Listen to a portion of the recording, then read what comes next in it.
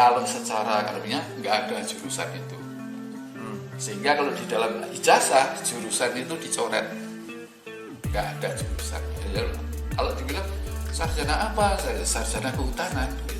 Babak baru kekisruhan status ijazah Jokowi. Beberapa tokoh menuding ijazah Presiden ke-7 Indonesia itu tidak bisa dikatakan asli.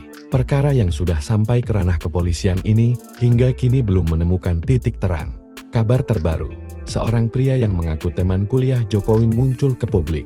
Meski membenarkan Jokowi pernah kuliah bareng dirinya, namun pria asal Makassar ini tidak berani memastikan apakah ijazah ayah Wapres Gibran itu asli.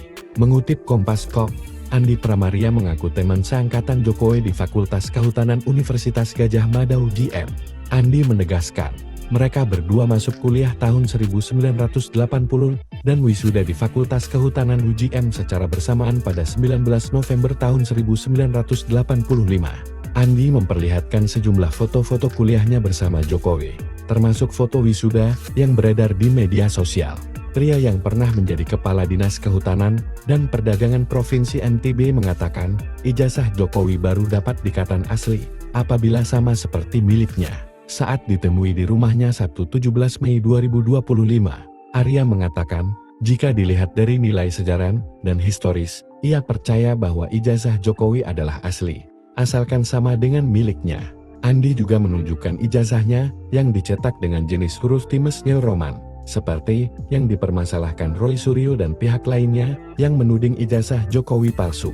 Ia menjelaskan bahwa sebagai mahasiswa, pada saat itu, mereka hanya menerima ijazah tanpa bisa protes mengenai jenis huruf yang digunakan, percetakan yang digunakan kampus, atau ijazah dicetak rata-rata di percetakan perdana.